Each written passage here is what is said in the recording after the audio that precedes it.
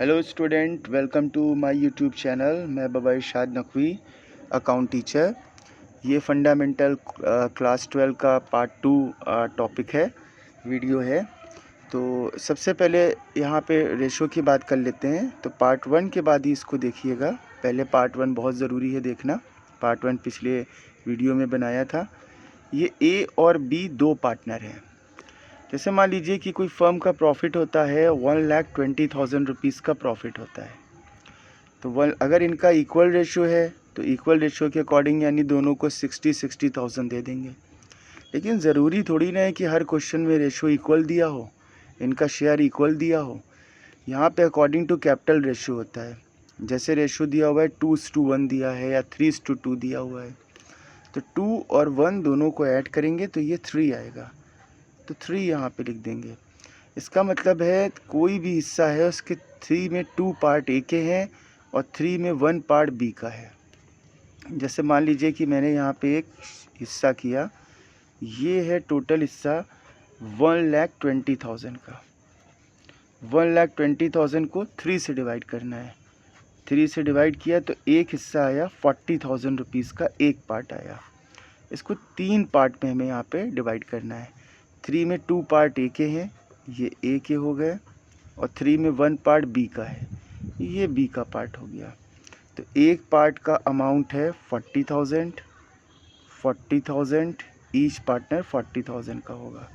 अब अगर ए का हिस्सा निकालना है तो 40 को 2 टाइम आप प्लस कर लीजिए, तब भी आपका 80,000 आएगा। यहाँ पे ये 80,000 आ गया। या 40,000 को 2 से मल्टीप्लाई कर दीजिए, क्योंकि ये 2 टाइम आया है, तो 2 से मल्टीप्लाई करेंगे तब भी ये 80,000 ही आएगा। तो 40 को 1 टाइम प्लस कर लीजिए तो 40 ही होगा, या 40 को 1 से मल्टीप्लाई कर लीजिए तब भी यहाँ पे 40,000 ही आएगा। तो अब अगर इसको हम सिस्टमेटिक कायदे से करें तो एज शेयर ऑफ प्रॉफिट, ए का प्रॉफिट में हिस्सा, तो 1,20,000 टोटल प्रॉफिट है। तो 1,20,000 में ए का शेयर है 2/3, तो 3 से इसे डिवाइड करेंगे 40 आएगा। जैसे ये 40 आया, फिर 40 को 2 से मल्टीप्लाई कर देंगे तो 80,000 आएगा। ऐसा कोई भी रेशो दिया हुआ है तो आप ऐसे रिवोल्यूशन मतलब इसमें जो प्रॉफिट करना है तो आप कर सकते हैं। बी शेयर ऑफ प्रॉफिट, तो पीएल एप्रोप्रिएशन अकाउंट का जो भी प्रॉफिट होगा तो ऐसे डिस्ट्रीब्यूट कर लीजिएगा। तो 1,20,000 ये है और 1/3 है। 3 से डिवाइड करेंगे तो 40 को 1 से मल्टीप्लाई करेंगे तो ये 40,000 आएगा। अब देखिए बात करते हैं कि नॉन ऑपरेटिंग एक्सपेंसेस और नॉन ऑपरेटिंग इनकम कौन कौन से फंडामेंटल चैप्टर में हैं और उनका रीज़न क्या है कि उनको नॉन ऑपरेटिंग माना जाता है, इसीलिए वो पीएल एप्रोप्रिएशन में रिकॉर्ड किए जाते हैं। तो जब हम यहाँ पे पीएल एप्रोप्रिएशन अकाउंट बनाते हैं तो ये है PL appropriation account. Appropriation account, PL appropriation account में नॉन ऑपरेटिंग एक्सपेंसेस मोस्टली जो आते हैं वो बता रहे हैं, पर्टिकुलर अमाउंट। तो यहाँ पे नॉन ऑपरेटिंग एक्सपेंसेस या लॉसेस इस तरफ आएंगे। पर्टिकुलर अमाउंट के बाद पर्टिकुलर अमाउंट, और यहाँ पे नॉन ऑपरेटिंग इनकम्स आएगी इस तरफ, नॉन ऑपरेटिंग इनकम। तो सबसे पहले हमें प्रॉफिट से एडजस्ट करना पड़ता है, तो profit and loss account net profit करके वो हम यहाँ लिख देंगे, ठीक है। नॉन ऑपरेटिंग में एक एक्सपेंसेस सबसे पहले आता है जनरल रिज़र्व। जनरल रिज़र्व में पैसे ट्रांसफ़र करते हैं। देखिए कोई भी आदमी है, जनरल मतलब होता है छोटे मोटे मतलब जनरल तरीके से, रिज़र्व माने होता है फ़ंड यानी कि कोष, कहीं पैसा जमा करना। जनरल मतलब किसी भी चीज़ के, किसी भी मतलब उसके लिए पैसे हम डिपॉजिट कर सकते हैं, कोई भी मकसद के लिए कर सकते हैं, कोई भी चीज़ के लिए इससे फ़ंड से पैसा निकाल सकते हैं, और कोई भी फ़ंड को अगर हम ख़त्म कर रहे हैं तो इस फ़ंड में पैसे ट्रांसफ़र कर सकते हैं। तो ये फ़ंड में पैसे ट्रांसफ़र होते कहाँ से हैं? तो ये बिज़नेस के प्रॉफिट से ट्रांसफ़र होते हैं। अगर जैसे मान लीजिए कि मेरी बेटी अभी 6 साल की है, इंशाल्लाह 25 साल में मुझे इसकी शादी करनी है, तो इतनी तो मेरी इनकम है नहीं कि 25 साल के ही इनकम से उसकी शादी कर दें। तो करीबन 8-10 साल से हमें एक फ़ंड प्रोवाइड करना पड़ेगा। उस फंड में हमें पैसे मतलब डालने पड़ेंगे। वो फंड में हम पैसे कहाँ से डालेंगे? बिज़नेस के प्रॉफिट से डालेंगे। ऐसे ही बिज़नेस अलग अलग इंटेंशन के लिए फ़ंड प्रोवाइड करता है और वो फ़ंड में पैसे अपने प्रॉफिट से ही निकाल के डालता है। तो ये फ़ंड में जो प्रॉफिट होता है तो प्रॉफिट से पैसे इसमें डाले जाते हैं। चलिए मान लेते हैं कि इसमें ऑपरेटिंग पर्पस के लिए ही पैसे डाले गए हैं, लेकिन अभी इसका यूज़ नहीं किया गया है, इसलिए इसको नॉन ऑपरेटिंग एक्सपेंसेस मानेंगे। तो ये प्रॉफिट एंड लॉस में चार्ज नहीं हुआ होगा। ठीक है। अब वैसे ही दूसरा यहाँ पे है सैलरी, जो पार्टनर की सैलरी होती है। ठीक है, तो यहाँ पे ये पार्टनर की सैलरी होगी, यहाँ लिख दें पार्टनर सैलरी। ठीक है। एक एम्प्लॉय की सैलरी होती है, तो एम्प्लॉय की सैलरी तो मेरी ऑपरेटिंग नेचर की ही मानी जाती है। जैसे मान लीजिए मेरी पार्टनर की सैलरी है। पार्टनर की सैलरी, अगर कोई भी पार्टनर है तो वो वर्किंग पार्टनर है, बिज़नेस में कोई पोस्ट संभाले है, जैसे चार्टर्ड अकाउंटेंट की पोस्ट संभाले है, मैनेजर की पोस्ट संभाले है, तो अगर वो अपनी सैलरी अचीव करता है, उसको वहाँ से सैलरी रिसीव करती है, तो होनी तो वो ऑपरेटिंग ही चाहिए, लेकिन इसे नॉन ऑपरेटिंग मानते हैं। एक्चुअल में एक रूल है कि पार्टनर्स कैपिटल में जो चीज़ डिस्ट्रीब्यूट होती है, यानी पार्टनर को जो चीज़ दी जाती है, वो नॉन ऑपरेटिंग ही मानी जाती है। देखिए, इसमें ज़रा सा डाउटफुल है मामला। इसमें डाउटफुल ये है कि पार्टनर्स की सैलरी, जैसे मान लीजिए कोई एम्प्लॉई है, एम्प्लॉई कोई चार्टर्ड अकाउंटेंट की पोस्ट संभाले है, उसको सैलरी, उसकी जो रीजनेबल सैलरी है वो एनुअल सैलरी उसकी 1 लाख की सैलरी है। तो ओनर क्या कर रहा है कि वही सैलरी 3 लाख की ले रहा है, 3 लाख की ले रहा है, और वो अपनी 3 लाख की सैलरी यहाँ पे शो कर रहा है ताकि उसको टैक्स कम जो है देना पड़े। यानी सैलरी ज़्यादा शो करने से एक्सपेंसेस बढ़ेगा और एक्सपेंसेस प्रॉफिट को रिड्यूस करेगा। इसीलिए गवर्नमेंट ने उसे नॉन ऑपरेटिंग यहाँ पे एक्सपेंसेस डिक्लेयर किया हुआ है। ठीक है। लेकिन एक और रीज़न ये भी है, जो भी मैं बता रहा था आपको, कि जो चीज़ें पार्टनर्स कैपिटल में डिस्ट्रीब्यूट होती हैं, यानी ओनर की होती हैं, तो उनको नॉन ऑपरेटिंग की ही कैटेगरी में डिवाइड किया जाता है, यानी कि रखा जाता है। तो रेमुनरेशन के तौर पे पार्टनर्स की सैलरी हो या पार्टनर का कमीशन हो, तो वो नॉन ऑपरेटिंग ही माना जाएगा। इंटरेस्ट ऑन ड्राइंग के बारे में अभी हमने आपको बताया कि इंटरेस्ट ऑन ड्राइंग, पहली बात तो मेरी इनकम होती है। ये इससे पहले वाले वीडियो में मैंने बताया था कि इंटरेस्ट ऑन ड्राइंग मेरी इनकम होती है और नॉन ऑपरेटिंग इनकम होती है। मैं कोचिंग को ऑपरेट करता हूँ, तो कोचिंग को जब मैं ऑपरेट करता हूँ तो कोचिंग से रिलेटेड जो मेरी इनकम होगी तो वो फ़ीस होगी, तो फ़ीस मेरी ऑपरेटिंग इनकम है। ठीक है। और वही फ़ीस का कुछ पार्ट अगर हमने कहीं बैंक में डिपॉजिट कर दिया है या शेयर्स में लगा दिया है, तो वहाँ से अगर हमको इंटरेस्ट या डिविडेंड रिसीव हो रहा है तो वो नॉन ऑपरेटिंग इनकम होगा, वो कोचिंग को ऑपरेट करने से इनकम नहीं मानी जाएगी। ठीक है। ये फर्स्ट वीडियो में हमने फंडामेंटल में बताया था। अब यहाँ पे एक है इंटरेस्ट ऑन कैपिटल। अब इंटरेस्ट ऑन कैपिटल को समझिए कि ये नॉन ऑपरेटिंग क्यों होता है। देखिए, इंटरेस्ट ऑन कैपिटल को समझाना नॉन ऑपरेटिंग क्यों होता है, ये बड़ा क्वेश्चन एक है। Interest on capital non operating क्यों होता है। ठीक है। अब नॉन ऑपरेटिंग इसका रीज़न यहाँ पे बताएं कि जैसे यहाँ पे 2 पार्टनर हैं, एक पार्टनर है ए, एक पार्टनर है बी। ए की बिज़नेस में कैपिटल है 6 लाख और बी की कैपिटल इन्वेस्टेड है 3 लाख। ये दोनों की कैपिटल बिज़नेस में इन्वेस्टेड है। ए की यहाँ पे 6 लाख है और 3 लाख है। इन लोगों ने रेशो 1:1 ही अपना रखा है, 1/2, 1/2। अब जैसे एक साल में 1,20,000 का प्रॉफिट हमारा क्रिएट हुआ यहाँ पे, तो अकॉर्डिंग टू रेशो अगर हम डिस्ट्रीब्यूट करेंगे दोनों को तो हाफ 60,000 करेंगे।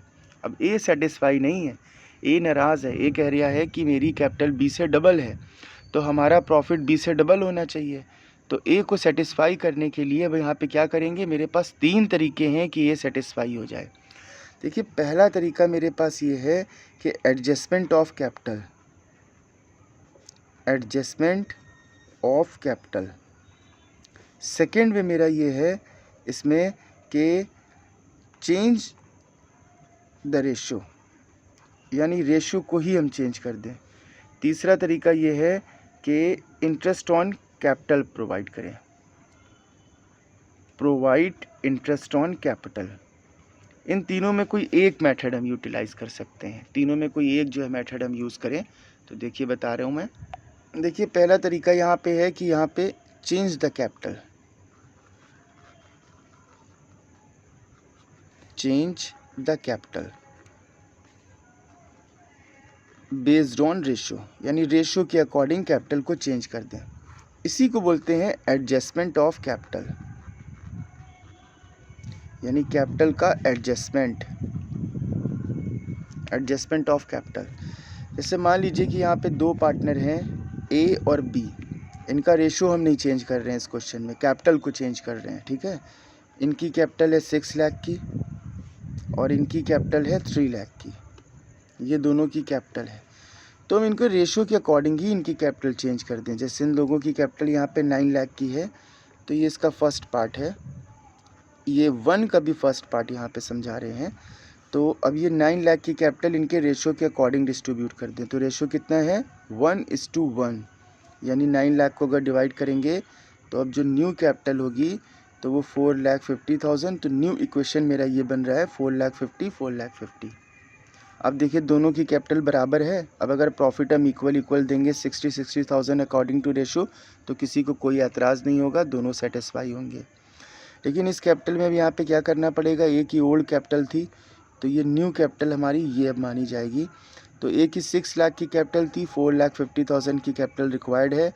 1,50,000 कैपिटल इनका सरप्लस था, यानी एक्स्ट्रा अमाउंट था, जिससे ये विड्रॉ कर लेंगे, फर्म से घर ले जाएंगे। अगेंस्ट कैपिटल विड्रॉ करना होता है। बी की कैपिटल 3 लाख की थी, 4,50,000 की कैपिटल इनकी रिक्वायर्ड थी, तो 1,50,000 इनकी डेफिशिएंसी आ रही है, ये ब्रॉड करेंगे, यानी घर से ले के आके बिजनेस में इन्वेस्ट करेंगे। तो एक तो तरीका ये हो गया कि कैपिटल को चेंज करने का।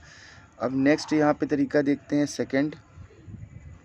जैसे ए की कैपिटल है और ये बी की कैपिटल है, रेशो नहीं चेंज कर रहे हैं, इसमें कैपिटल चेंज कर रहे हैं। तो 6 लाख ए की कैपिटल है और 3 लाख यहाँ पे बी की कैपिटल है, ठीक है।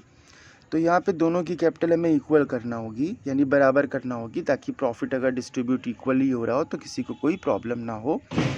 तो अब हम यहाँ पे ये करें कि ए की 3 लाख की कैपिटल सरप्लस है, तो ए अपनी 3 लाख की कैपिटल विड्रॉ कर ले फर्म से, यानी 3 लाख की कैपिटल यहाँ पे फर्म से विड्रॉ कर ले। तो इस कंडीशन में दोनों की कैपिटल यहाँ पे 3 लाख और 3 लाख होगी। अब अगर प्रॉफिट इक्वली डिस्ट्रीब्यूट कर रहे हैं तो किसी को कोई एतराज़ नहीं होगा। अब देखिए थर्ड इसका तरीका यहाँ पे देखिए, तीसरा जो लास्ट है। और ये भी कर सकते हैं कि ये कैपिटल को और बढ़ा के कर सकते हैं, लेकिन रेशो इक्वल रखें। जैसे यहाँ पे 2 लाख करके यहाँ पे 1 लाख कर दें, लेकिन कैपिटल बराबर रहेगी। अपना ये विड्रॉ और यहाँ पे ब्रॉट अलग अलग हो जाएगा, ब्रिंग अलग हो जाएगा। अब ये ए की कैपिटल है और ये बी की कैपिटल है।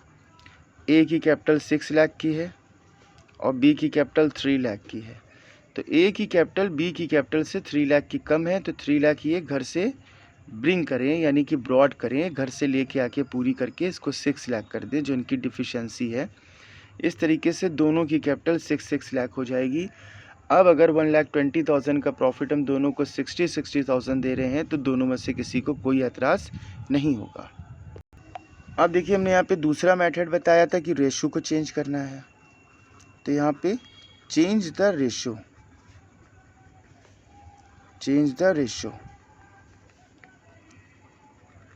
बेस्ड ऑन कैपिटल के अकॉर्डिंग, यानी अब हम कैपिटल को नहीं चेंज करेंगे, अब रेशो को चेंज करेंगे। ए की कैपिटल है 6 लाख और बी की कैपिटल है 3 लाख। इन्होंने जो रेशो अपना डिस्ट्रीब्यूट किया था वो 1:1 एग्री किया था। ये कैपिटल है दोनों की, तो 1/2 ये चलिए हम कैंसिल कर देते हैं रेशो, ये कैंसिल कर दिया, हटा दिया। अकॉर्डिंग टू कैपिटल रेशो निकाल लेते हैं।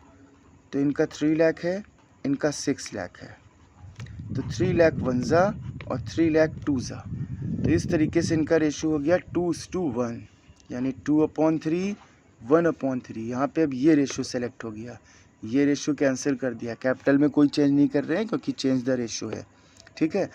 अब अगर 1,20,000 का प्रॉफिट होता है और इस रेशो के हिसाब से डिस्ट्रीब्यूट करते हैं, तो 80,000 इनको मिलेगा और 40,000 इनको मिलेगा अकॉर्डिंग टू कैपिटल, क्योंकि ए की कैपिटल बी से डबल है, तो इनको ये मिलेगा। चलिए हम ये दोनों तरीके यूज़ नहीं कर रहे हैं, तो हमें यहाँ पे एक थर्ड तरीका यूज़ करना पड़ेगा, तीसरा। तो थर्ड तरीका ये है कि प्रोविज़न करना पड़ेगा। यहाँ पे प्रोवाइड इंटरेस्ट ऑन कैपिटल, यहाँ पे इंटरेस्ट ऑन कैपिटल है। चलिए फर्स्ट क्वेश्चन में इसमें दिखाते हैं कि इंटरेस्ट ऑन कैपिटल प्रोवाइड नहीं है। यहाँ पे ए की कैपिटल है और ये बी की कैपिटल है। ए की 6 लाख की कैपिटल है और बी की 3 लाख की कैपिटल है, ठीक है। अब यहाँ पे क्या हो गया, ये दोनों की कैपिटल है और ये जो प्रॉफिट हुआ तो इक्वल रेशियो है, तो ए यहाँ पे नाराज़ है क्योंकि प्रॉफिट यहाँ पे इक्वल रेशियो में 1,20,000 अगर है तो 60,000 इनको मिल रहा है और 60,000 इनको मिल रहा है। इस तरीके से ए की टोटल कैपिटल हो रही है 6,60,000 और बी की कैपिटल हो रही है 3,60,000। तो ए यहाँ पे सेटिस्फाई नहीं है, ए यहाँ पे नाराज़ है कि उसकी कैपिटल बी से डबल है लेकिन रेशियो इक्वल है। तो अब हमने इसमें दोनों चीज़ें नहीं यूज़ की, ना कैपिटल चेंज करी ना रेशियो चेंज किया, इंटरेस्ट ऑन कैपिटल प्रोवाइड किया। चलिए ये तरीका एक हो गया। अब हम नेक्स्ट करेंगे, इसमें इंटरेस्ट ऑन कैपिटल प्रोवाइड नहीं है, इसमें इंटरेस्ट ऑन कैपिटल प्रोवाइड है। तो देखिए दूसरा तरीका ये है कि ये ए की कैपिटल है, ये बी की है, ये दोनों की कैपिटल है। ए की कैपिटल है 6 लाख की और बी की कैपिटल है 3 लाख की, ठीक है। अब इसमें इंटरेस्ट ऑन कैपिटल किया, जैसे 10% इंटरेस्ट ऑन कैपिटल है तो यहाँ पे इंटरेस्ट ऑन कैपिटल 10% इनका 60,000 है और 10% इनका 30,000 है, ठीक है। जो मेरा टोटल प्रॉफिट आ रहा था वो 1,20,000 का आ रहा था। ये 60 और 30 इंटरेस्ट ऑन कैपिटल इसी से चार्ज करके देंगे, तो अब मेरा जो रिमेनिंग प्रॉफिट बच रहा है वो 30,000 का बच रहा है। अब ये 30,000 का प्रॉफिट हम इनमें डिस्ट्रीब्यूट कर देंगे हाफ हाफ, ना रेशो चेंज कर रहे हैं ना कैपिटल। अब ए की कैपिटल हो गई 6,75,000 और बी की कैपिटल हो गई 3,45,000। देखिए ए की कैपिटल पहले के अकॉर्डिंग, पहले के कंपैरेटिव 15,000 एप्रिशिएट हो गई यानी कि इंक्रीज़ हो गई। बी की कैपिटल पहले के कंपैरेटिव 15,000 डेप्रिशिएट हो गई यानी कि रिड्यूस हो गई, कम हो गई यहाँ पे। तो ये फ़ायदा होता है इंटरेस्ट ऑन कैपिटल। तो इंटरेस्ट ऑन कैपिटल इसीलिए प्रोवाइड किया जाता है। इंटरेस्ट ऑन कैपिटल को प्रोवाइड करने का रीज़न यही है कि दूसरा पार्टनर एग्री रहे और कैपिटल मोटिवेट रहे, क्योंकि वो कैपिटल विड्रॉ ना कर ले कि मेरी कैपिटल एक्सेस है, प्रॉफिट इक्वल हो रहा है। तो ये ऑपरेटिंग नेचर के एक्सपेंसेस हुए ही नहीं है, नॉन ऑपरेटिंग एक्सपेंसेस का हुआ, ठीक है। अब सोल प्रोप्राइटरशिप में यहाँ पे इंटरेस्ट ऑन कैपिटल क्यों नहीं निकाला जाता है, तो उसका भी एक रीज़न है। देखिए जैसे एक पार्टनर है और एक पार्टनर का जैसे फर्म में प्रॉफिट हुआ, जैसे सोल जो यहाँ पे प्रोप्राइटरशिप है, एक पार्टनर है ए, ये उसकी कैपिटल है, उसकी कैपिटल 10 लाख की है, ठीक है। अब 10 लाख की उसकी कैपिटल है, अब ये उसका प्रॉफिट हुआ, ये 6 लाख का उसका प्रॉफिट हुआ, तो उसकी कैपिटल यहाँ पे 16 लाख हो गई और कोई पार्टनर नहीं है, सिंगल ओनर होता है उसमें, ठीक है, सोल जो है प्रोप्राइटरशिप में। अब यहाँ पे जैसे इंटरेस्ट ऑन कैपिटल हमने प्रोवाइड किया, अब 10 लाख की कैपिटल है, अब इंटरेस्ट ऑन कैपिटल 10 लाख का 10% निकालेंगे तो 1 लाख का इंटरेस्ट ऑन कैपिटल आया। अब ये इंटरेस्ट ऑन कैपिटल दे दिया, तो इंटरेस्ट ऑन कैपिटल यहाँ पे 1 लाख का दिया। अब ये 1 लाख का कहाँ से दिया, प्रॉफिट से दिया, तो 6 लाख का प्रॉफिट में 1 लाख का प्रॉफिट माइनस कर देंगे, अब प्रॉफिट बचेगा 5 लाख। बताइए कैपिटल में कोई चेंजेस हुआ, कोई चेंजेस नहीं हुआ, वही 16 लाख का है। तो सोल प्रोप्राइटरशिप में इंटरेस्ट ऑन कैपिटल अलाउड नहीं है, उसको अलाउड इसलिए नहीं किया गया क्योंकि कुछ भी डिफरेंस नहीं होता है। लेकिन एक फ़ायदा हो गया, इसमें प्रॉफिट हो रहा है 6 लाख, इसमें प्रॉफिट हो रहा है यहाँ पे 5 लाख। अगर गवर्नमेंट को इस हिसाब से टैक्स देंगे तो 60 देंगे, अगर 10% देना है इस हिसाब से देंगे तो 50 देंगे। तो गवर्नमेंट अलाउड ही नहीं करती इसको। गवर्नमेंट करती जब सिंगल पार्टनर है तो इंटरेस्ट ऑन कैपिटल की ज़रूरत ही नहीं है। तो पार्टनरशिप में इंटरेस्ट ऑन कैपिटल अलाउड है, क्योंकि रीज़न ये है, ठीक है। ओके, ये वीडियो मेरी अपने जितने भी फ्रेंड हैं सबको सेंड करिए और सेंड करने के बाद इसको सब्सक्राइब ज़रूर करिए। नेक्स्ट पार्ट ऐसे ही आते रहेंगे, ये सेकंड पार्ट था, ऐसे ही एक सीरीज़ बनी है, तो 12 पार्ट तक की आपको 1 बाय 1 डे यहाँ पे चैनल आपको अपलोड करके देते जाएंगे। तो उसका आप यूज़ करें, उसका फ़ायदा उठाएं और अपने फ्रेंड को और अपने क्लासमेट के, स्कूल के, कोचिंग के दोस्तों को इसको सेंड करें। Thank you so much.